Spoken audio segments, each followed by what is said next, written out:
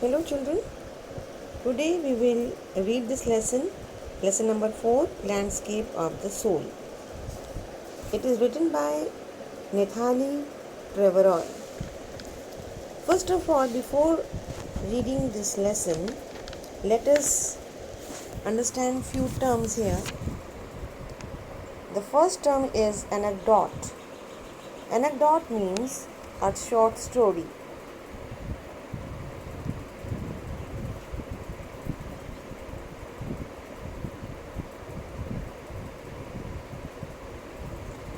Delicate realism means the looks which is almost real. We can say almost real.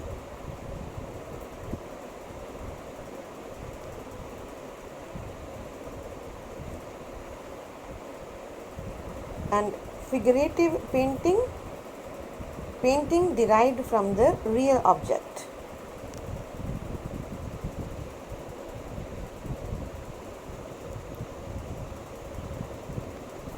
The next term is illusionistic likeness, means the imagination which is just like the real, or imaginary things that looks almost real.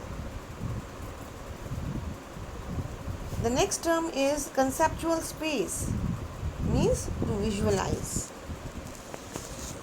Now let us begin the lesson. A wonderful old tale is told about the painter Wu Diaozi, who lived in the 8th century. His past painting was a landscape commissioned by the Tang Emperor Xuanzong to decorate a palace wall. The master had hidden his work behind a screen so only the emperor would see it. For a long while, the emperor admired the wonderful scene, discovering forest, high mountains, waterfalls, clouds floating in an immense sky, men on hilly paths, birds in flight. एक बार की बात है, एक बहुत ही आश्चर्यजनक पुरानी कहानी है एक पेंटर की जिनका नाम है वू डियोजी, जो 8th सेंचुरी में रहा करते थे. उनकी लास्ट पेंटिंग थी लैंडस्केप, जिसको कमीशन मीन्स, यहाँ पर कमीशन का मतलब है इनॉग्रेटेड.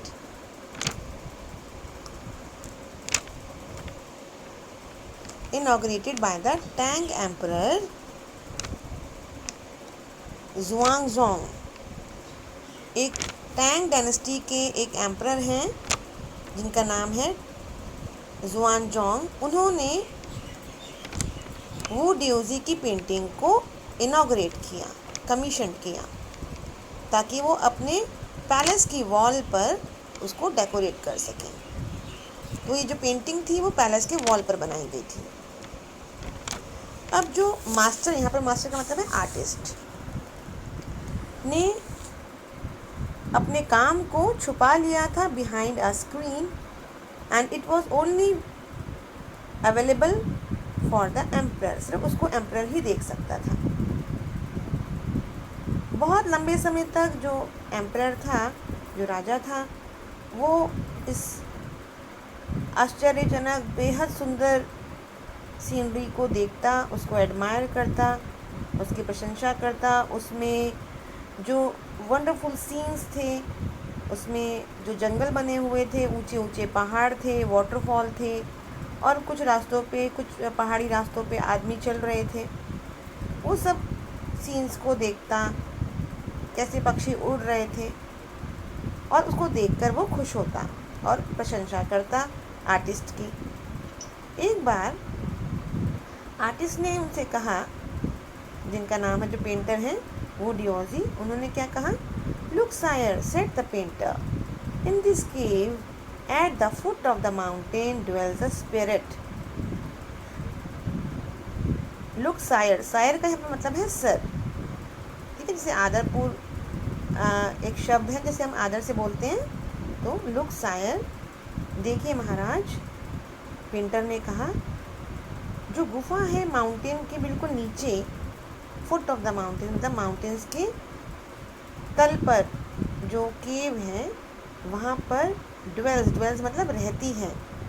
कौन? एक स्पिरिट, एक आत्मा।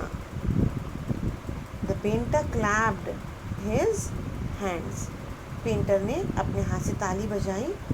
And the entrance to the cave open, और तभी क्या हुआ, जो वहाँ पर गुफा थी, जो केव थी, उसकी एंट्रेंस खुल गई। द इनसाइड इज स्प्लेंडेड, अंदर बहुत ही सुंदर सीन था, विशाल गुफा थी जो कि शब्दों में बयान नहीं की जा सकती, which can not be expressed, which can beyond anything words can convey, इसे शब्दों के द्वारा बयान नहीं किया जा सकता। इतनी विशाल और इतनी सुंदर गुफा थी। Please let me show your majesty the way, majesty मैं आपको अंदर का रास्ता दिखाता हूँ। The painter entered the cave, और पेंटर उस गुफा में उतर गया। But the entrance closed behind him, लेकिन अंदर जाने का रास्ता उसके पीछे ही बंद हो गया। जैसे ही वो अंदर गया पेंटर, गुफा का रास्ता बंद हो गया। And before the astonished emperor could move और अटर वर्ड, एस्टोनिश मतलब यहाँ पर सरप्राइज्ड, जैसे ही जो एम्परर है वो जो बहुत ही ज़्यादा सरप्राइज था, एस्टोनिश मीन्स सरप्राइज्ड, उससे पहले वो कुछ वर्ड्स को, अटर मीन्स टू स्पीक, कोई वर्ड को स्पीक कर पाता, कुछ बोल पाता, तभी क्या हुआ, डियोजिस ब्रश वॉज लेफ्ट। यहाँ पर डियोजिस ब्रश वॉज लेफ्ट मतलब जो डियोजी की जो पेंटिंग है वो वहाँ से गायब हो गई। ये नहीं कि उसका ब्रश गायब हो गया, उसकी पेंटिंग वहाँ से गायब हो गई, it disappeared. And the artist was never seen again in this world, और आर्टिस्ट फिर से इस दुनिया में कभी भी नज़र नहीं आया। So such stories played an important part in China's classical education. ऐसी ही कहानियाँ हैं जो चाइना के क्लासिकल एजुकेशन में बहुत ही इम्पोर्टेंट रोल अदा करती हैं। The books of the Confucius and Zhuangzi are full of theme, they help the master to guide his disciple in the right direction.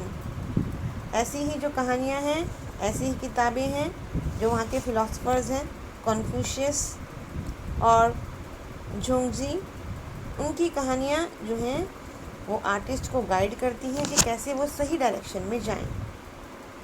और एक बियॉन्ड द एनेक्डोट, एनेक्डोट मैंने आपको बताया था शॉर्ट स्टोरी, इस छोटी कहानी के अलावा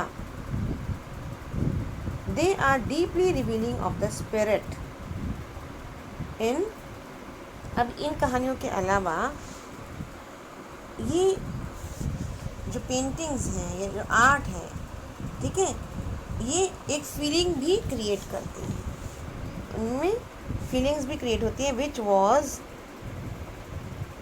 which art was considered.